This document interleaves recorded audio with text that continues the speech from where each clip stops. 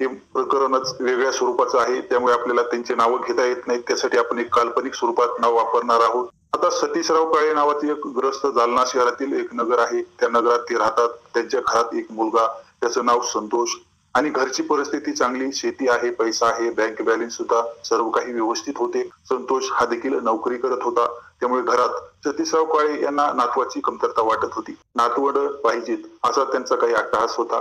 परंतु त्यांचा मुलगा संतोष हा लग्न करण्यासाठी काही तयार होत नव्हता. दिवसामागून दिवस जात होते. संतोष हा देखील लग्नाला आलेला होता. त्याच्याकडे वारंवार लग्नाचा विषय काढला की तो टाळायचा. त्यामुळे सतीशराव यांनी आम्ही आहे तोपर्यंत तरी लग्न करणार की नाही असा सवाल संतोषाला केला आणि त्यावेळेस संतोष हा लग्नाला कसा तरी तयार झाला. आता काळे घराणे चांगले होते, त्यामुळे त्यांच्याकडे मुलगी देण्यासाठी सर्व नातेवाईक तयार होते.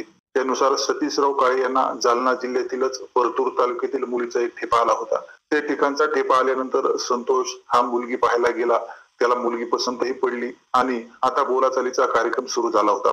काळे यांच्याकडे पहिल्यापासूनच मोठ्या प्रमाणात संपत्ती होती, त्यामुळे त्यांना फक्त मुलगी हवी होती. त्यानुसार संजीवनी नावाच्या मुलीबरोबर संतोषाचा विवाह ठरला. मुलीच्या घरची परिस्थिती मध्यम स्वरूपाची होती, त्यामुळे संजीवनी हिला घरची परिस्थितीचा अंदाज घेऊन वर्तन माहिती होते. अतिशय सभ्य असलेली संजीवनी संतोषाला आवडली होती आणि काही दिवसातच दोघांच्या लग्नाचा पार देखील ओढून दिला. लग्न अतिशय साध्या पद्धतीनं पार पडलं होतं. संतोष आणि संजीवनी यांच्या संसाराला जालना शहरात सुरुवातही झाली होती. नवीन लग्न झालेले होते, त्यामुळे संतोष आणि संजीवनी एकांत घालवण्यासाठी मध्य प्रदेश राज्यात गेले आणि त्या ठिकाणी पर्यटनाचा आनंद घेत त्यांनी एकमेकाच्या शरीर सुखाचाही आनंद घेणं सुरू केलं आणि खऱ्या अर्थाने दोघांचं शरीर एक झालं. जवळपास 5 ते 6 दिवस दोघेही मध्य प्रदेश राज्यात फिरत होते आणि त्यानंतर जेव्हा ते जालना शहरात आले तेव्हा काहीतरी गुड न्यूज येईल याची अपेक्षा सतीशराव यांना होती. आता संतोष आणि संजीवनी हे जरी बाहेरून फिरून आले असले तरी गुड न्यूज ही थोडीच तात्काळ मिळणार होती. 1 महिन्याचा कालावधी निघून गेला, 2 महिनेही झाले, 3 महिने झाले, तरी देखील संजीवनी कोणत्याही प्रकारची गुड न्यूज देत नव्हती.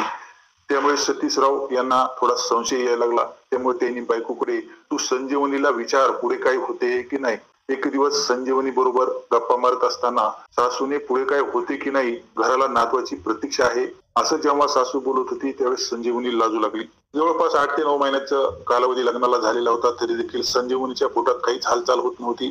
त्यामुळे सासूने संजीवनीवर संशय घ्यायला सुरुवात केली. तू तर बाळ होऊ देत नाहीस ना, कारण आता नवीन पॅड सुरू झाला आहे, लवकर बाळ न होऊ देण्याचं तसं काही असेल तर सांग. जेव्हा सासू संजीवनीला अशा प्रकारे बोलत होती तेव्हा संजीवनी हिने तुम्हीच संतोषाला बोला, काहीतरी अडचण असेल म्हणून बाळ होत नाही, त्यांनी जर ठरवले तर डॉक्टरकडे जाता येईल असं संजीवनी सासूला बोलत होती. जेव्हा संतोष याच्याकडे आईने डॉक्टरा संदर्भात बोलायला सुरुवात केली तेव्हा डॉक्टरकडे जाण्याचा विषय संतोष टाळत होता. काही दिवस गेल्यानंतर कसे तरी तो राजी झाला आणि संजीवनी की संतोष या दोघातील दोष कोणामध्ये आहे डॉक्टरकडे गेल्यानंतर कळणार होतं. त्यामुळे सर्व काही उघड होणार होते. एक दिवस दोघेही त्यांच्या जवळच्या डॉक्टराकडे गेले आणि त्यावेळी दोघांच्याही तपासण्या करण्यात आल्या आणि रिपोर्ट 2 दिवसात मिळेल असं डॉक्टरांनी सांगितलं. आता 2 दिवस गेल्यानंतर संतोष हा डॉक्टरकडे गेला तेव्हा डॉक्टरनी संतोष याच्यामध्ये कमतरता असल्याचं स्पष्टपणे सांगून टाकलं. रिपोर्ट घेऊन संतोष घरी आला, तो बायकोलाही दाखवला. त्यावेळी आता बायकोचीच अडचण झाली होती, कारण मूल होत नाही म्हणून बायकोलाच टोमणे मारले जात होते. संतोष हा त्याच्यामधील कमतरता सांगू शकत नव्हता.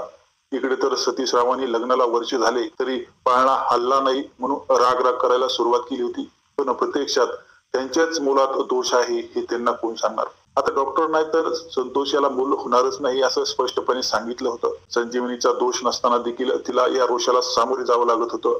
आता जवळपास 5 महिन्याचा कालावधी निघून गेला, पण संजीवनीच्या आयुष्यात वनवाद पेटलेलाच होता.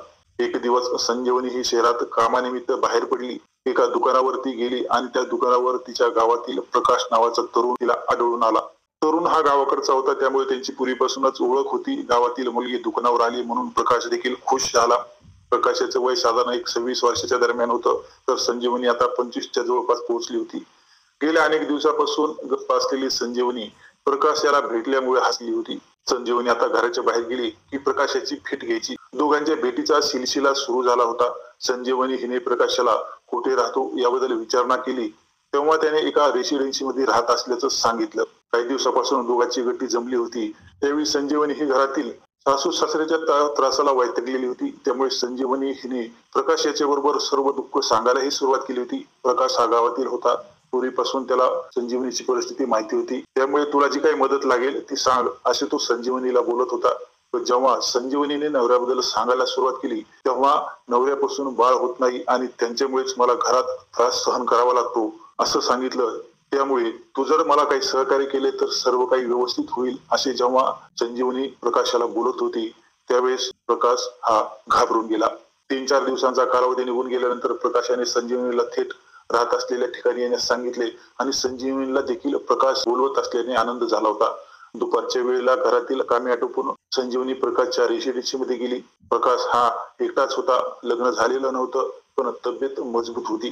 त्याने संजीवनीला घरात घेतले आणि तुझे काही म्हणणे आहे ते मला कळाले, त्यामुळे तुला सहकार्य करतो असे प्रकाश म्हणाला.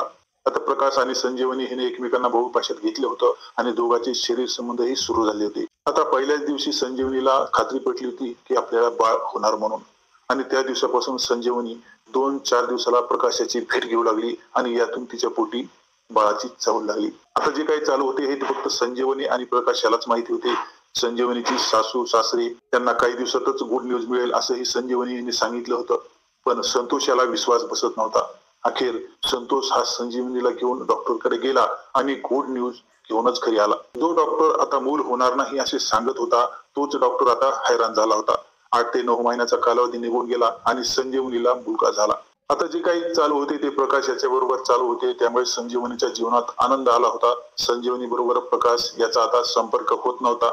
मुलगा मोठा होऊ लागला होता. त्याच दरम्यान संजीवनी हिने प्रकाशाची भेट घेतली आणि त्याचे आभार मानले.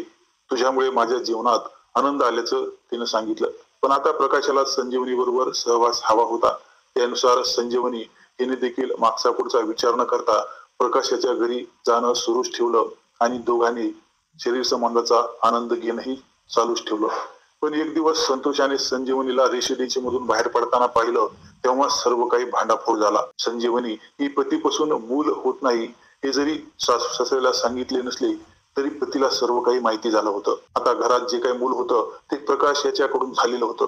त्यामुळे संतोष याने सर्व काही आई वडिलांना सांगितलं आणि संजीवनीने जे काही केले त्याची तिला शिक्षा मिळाली. काळे परिवाराने मुलाला तर ठेवून घेतलं पण संजीवनीला नांदविण्यास नकार दिला. आता संजीवनी ही गावाकडे आई वडिलाकडे राहते. संजीवनी हिने सर्व काही लपविण्याचा प्रयत्न केला पण सत्य हे उघड झालं आणि तिचा संसार मोडला. आता डॉक्टराकडून उपाय करून मुले होतात, पण संजीवनीने तो मार्ग न पत्करता हा वेगळ्या स्वरूपाचा मार्ग पत्करला, त्यामुळे तिला तिची शिक्षा मिळाली.